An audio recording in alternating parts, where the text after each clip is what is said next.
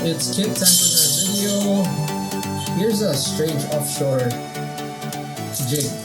So, bit of a story time. Now, in Fujairah, where we fish a lot, there's some times when the tuna's really weird and they're biting only 80 gram up to about 180 maximum, and they're on the surface. Okay, so basically what happens is that they're in the surface, they're kind of, I don't know, they're doing something weird. They're not breeding or anything, they're just in the surface. It's just one of those weird phenomenons. So you see them on the surface, and there's a lot of them, but what you need to do is actually chase after them with a boat. Chances of catching them casting is quite low, like very, very low. But on the jigs, you actually get them to bite. So you use 180, 150 maximum. You drop down to maybe 100 meters max. They usually linger at around 60 to 80 to 100. So you drop them down, work the jigs and everything, and they bite. So from time to time, you could experience a blitz like this. But there's no other way to catch them except for that, or at least catch them reliably. So this is where these small jigs come in, and this is the whole reason also why we always take small jigs and lighter combo with us, just in case this happens. So Wael actually made the request, and what he wanted was to actually put some flash, and this is a very good opportunity so that you guys could see exactly what I do to put flash on these. Kind of forgot what the name of this hook is. Actually found it in my pile, but these are the hooks that I've been using since 2005. One of the very first assist hooks that I've made was actually using these. It's just perfect for this particular jig right here, so we're gonna go ahead and use it. It's actually recycled, so you can see there's an eye there, and this is basically how I put flash in in a hook, like on a hook like this. All right, so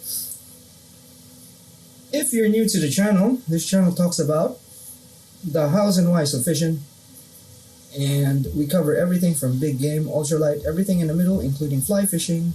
And right now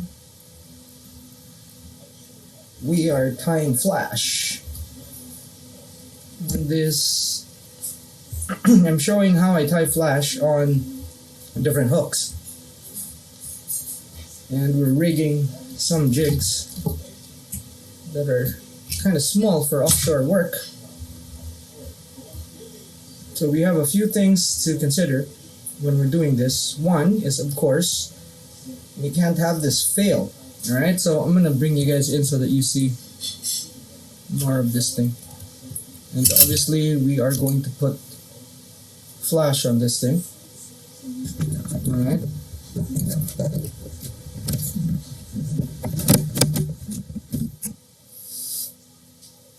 Okay. I'm gonna adjust this so that it's actually kind of centered. There we go. Alright, first thing we need to figure out is the cord, which we will use, but we'll use later.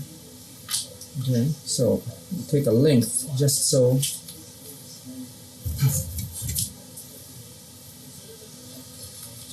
we already have this and we don't have to worry about it later on. Okay, so length there, not quite the length of the jig, about 3/4 of the length of the jig. Okay, we're gonna do a single spliced. Okay, let's splice this actually so that it's done. Okay, so a single hook spliced, and this particular jig, actually, I forgot to mention, is a fluttering jig. So you kind of have to rig it a bit different, because what we want is to use that flutter action And for that fluttering action to get maximized, our rigging is going to be different. So we'll choose one of the jigs that we could rig conventional, and then actually these are all fluttering jigs, so I'll get a jig that isn't a fluttering jig, and then after that we can rig that later on. There we go. So we have the length we need. Now we got the flash. Okay, so let's do a pearl flash, because this is silver, so let's do a pearl flash. Wael has provided us with some flash here as well. Some really nice pearl flashable. Alright, so we tried here. We kind of messed up. You know, this is not how you open flashable, people. Alright, you don't do this. They'll mess things up. Alright, so what you do, okay, in this case of this plastic, is that it has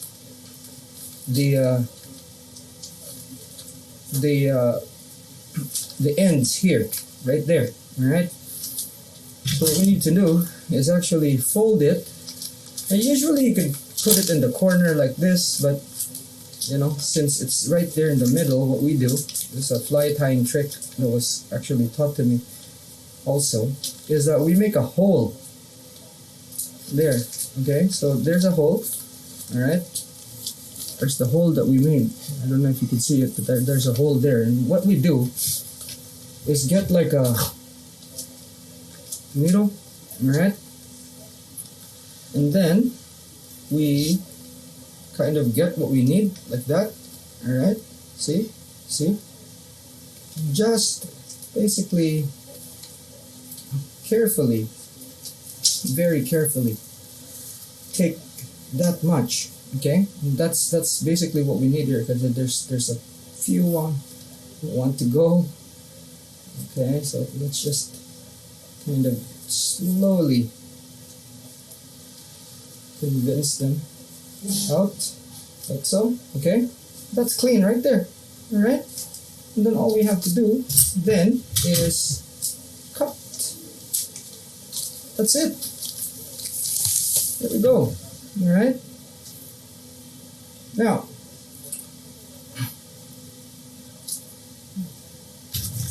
even this up. Okay, there we go. The easiest way is to actually just put it like that, but that's kind of boring. So what I do, wet this so it's easier to manage. Poke it through the hole. Okay, if you poke it through the hole like so, and then fold it, once you tie that, right, once you tie that thing and then cut this end right here, you have equal lengths for the top and bottom. And when you do that, you tighten this up. Okay, so you could actually maneuver this in such a way that the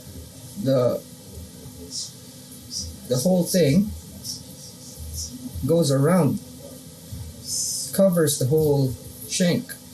Okay, like so. There we go. As you can see, that looks way better than just having the flash, and then you could make them tidy by wrapping up. As you can see, again, like I said, it is a hell of a lot cleaner than the normal way people are doing it. Now that you have that, all you have to do is insert here, insert your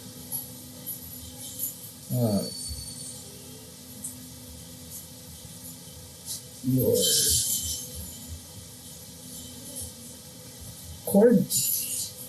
Okay, as you can see, the cord's actually having a hard time going in, which is exactly what you want, right? So cord has to go like that. Insert from the bottom going up. the flash also helps with the friction, and I'll tell you, you are actually kind of in a very good position because that happened. All right, so let's take a pair of pliers right here to help us just pull this thing. All right, now this is where you figure out your length. You can do your knot, but for this particular one, I'll show you, this is actually quite tight. It's very difficult to pull this. All right, so at this point, what you do is actually just measure the length that you need, which is very easy for this. Okay, you want it a bit higher than that.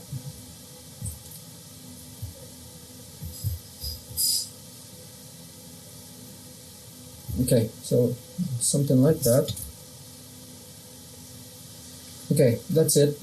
And what you do is cut it to the length.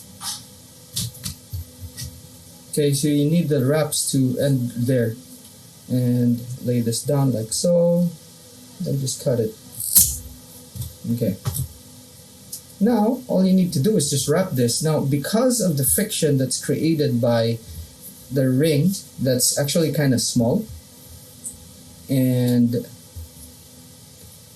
further tightened by the flash being there, this thing is actually very, very tight, and it won't come off.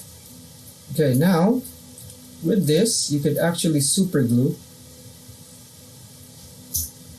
and it will be really good because the flash will also react to the super glue and make things even stronger.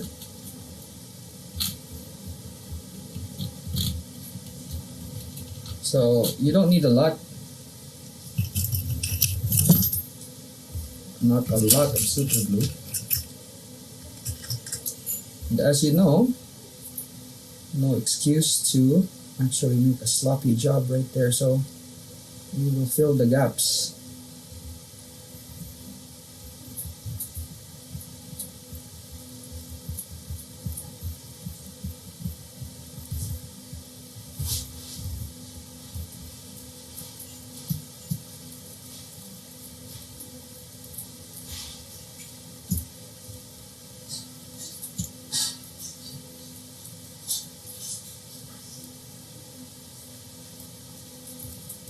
Okay, almost there.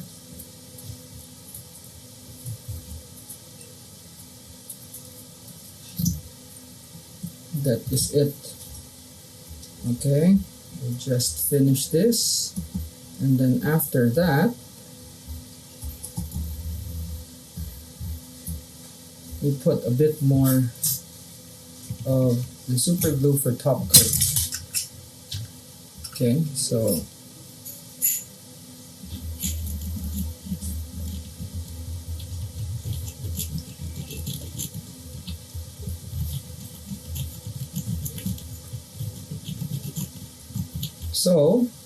you could see that if we actually spin this around, you'll see that the coverage of the flash is all around the hook, not just one side. And that has a lot of implications. Okay, so one of the effects of this is that your hook is not going to be all over the place. It will dance up and down when you're jigging a bit more, shall we say. Alright, so it just gives it a bit more consistency, I think. You know, I've been using this style for some time, although I don't really use it as much. But when I first started making assist hooks, one of the very first ways I put flash on was this, and it wasn't even crystal flash. It was crystal flash more than flashable. But as you can see there, it is a bit more spaced out equally, and that's it. That's the allure of this. It's actually very clean. So I'll put it together with this, and that is very nice. Alright, so that looks nice and clean. And I betcha that is worth at least 15 tuna right there. That'll catch fish. Alright, so that's it for this one. In the next videos, we will cover a few more styles, and then I'll show you a few tricks as well. Alrighty?